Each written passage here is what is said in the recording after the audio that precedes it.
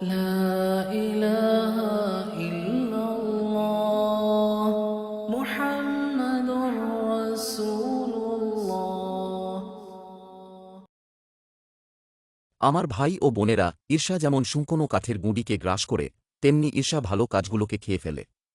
এটি রাসূল সাল্লাল্লাহু আলাইহি ওয়াসাল্লামের হাদিস। হিংসা দূর করুন। যখন আপনি দেখেন মানুষ আপনার চেয়ে বেশি অর্জন করছে বা পাচ্ছে, তখন তাদের জন্য খুশি হন। তাদের জন্য আল্লাহর শুকরিয়া আদায় করতে শিখুন। ঈর্ষান্বিত চোখে মানুষের দিকে তাকাবেন না। যখন আমরা ঈর্ষান্বিত হই, তখন এটি ঘৃণা এবং শত্রুতার দিকে পরিচালিত করে, যা একটি বড় বিপর্যয় ডেকে আনতে পারে। তাই নবী মুহাম্মদ আমাদেরকে সেই অনুভূতিগুলোকে নিয়ন্ত্রণ করার নির্দেশ দিয়েছেন। অন্যের সুখে খুশি হওয়া, অন্যের সাফল্যে আনন্দ পাওয়া একটি মহৎ ইবাদত। এই চেষ্টা করুন। আমার ভাই ও বোনেরা, পরের বার যখন আপনি কাউকে আপনার চেয়ে অনেক বেশি অর্জন করতে দেখবেন, তখন তার জন্য আল্লাহকে ধন্যবাদ দিন। আপনি আল্লাহর কাছে প্রার্থনা করতে পারেন আপনাকেও দেয়ার জন্য, কিন্তু কখনও আল্লাহর কাছে তাদের কাছ থেকে ছিনিয়ে নেওয়ার জন্য প্রার্থনা করবেন না। ঈর্ষার চোখে তাদের দিকে তাকাবেন না। বলুন, মাশাআল্লাহ, তাবারাকাল্লাহ। আল্লাহ তার মঙ্গল করুন। আল্লাহ তাদের আরও বেশি সফলতা দান করুন। মনে রাখতে হবে, ঈর্ষা সমাজের সদস্য ও উম্মাহর মধ্যে বিভেদের অন্যতম মূল, এবং এটি আসলে আপনাকে খেয়ে ফেলবে।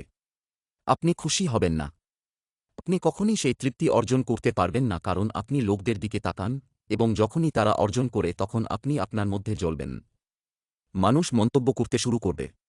আপনি জানেন, কেউ যদি ব্যবসাক্ষেত্রে ভালো করে থাকেন এবং তারা নিজের জন্য একটি নতুন গাড়ি কিনেছেন বা তাদের একটি সুখী বাড়ি রয়েছে, অথবা উদাহরণস্বরূপ তারা কিছু উপাদান কিনেছেন, লোকজন কাটছাঁট করে মন্তব্য করতে শুরু করে। যেমন মাঝে মাঝে তারা বলেও থাকে, এই ব্যক্তি হারাম উপার্জন করছে, এই ব্যক্তির অবৈধ সম্পদ রয়েছে, অথবা তারা হয়তো ড্রাগ বা পাগলের মতো কিছু ব্যবসা করে। এবং এই বিবৃতিগুলি আসলে বিচারের দিনে আপনাকে আঘাত করবে। আসলে তারা এই জগতেও আপনাকে আঘাত করতে পারে।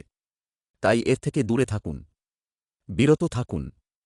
আমার ভাই ও বোনেরা, আপনারা যদি অন্যের সুখে খুশি হন এবং আপনি সত্যিকার অর্থে আল্লাহ তাআলার প্রতি কৃতজ্ঞতা প্রকাশ করেন এবং আপনার ভাই বা বোনকে অভিনন্দন জানান বা তাদের জন্য আরও বেশি কিছু অর্জনের জন্য প্রার্থনা করেন, তাহলে আপনি অবশ্যই বুঝতে পেরেছেন।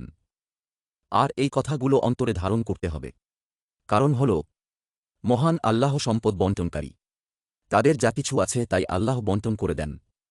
তিনিই তাদের দিয়েছেন। তিনি তাদের জন্য এটি বেছে নিয়েছিলেন। তিনি তাদের দেওয়ার সিদ্ধান্ত নিলেন। যদি তোমরা তাতে সন্তুষ্ট না হও, তবে আল্লাহর বণ্টনেও তুমি সন্তুষ্ট নও, তাই এটি মূলত সর্বশক্তিমানের সাথে আপনার সম্পর্ককে ধ্বংস করবে। আপনি আপনার ভালো কাজগুলি নষ্ট করবেন। অতঃপর তোমরা তাদের সম্পর্কে মন্দ কথা বলবে এবং আরও অনেক মন্দ কাজ করবে, যা তোমাদের নেক আমলকে এমনভাবে খেয়ে ফেলবে যেভাবে আগুন শুকনো কাঠের গুঁড়িকে খেয়ে ফেলে। আল্লাহ আমাদের সবাইকে হেফাজত করুন। আপনি যদি মনে করেন এই চ্যানেলটি আপনার হেদায়েতের জন্য প্রয়োজন, তাহলে সাবস্ক্রাইব করুন এবং শেয়ার করুন।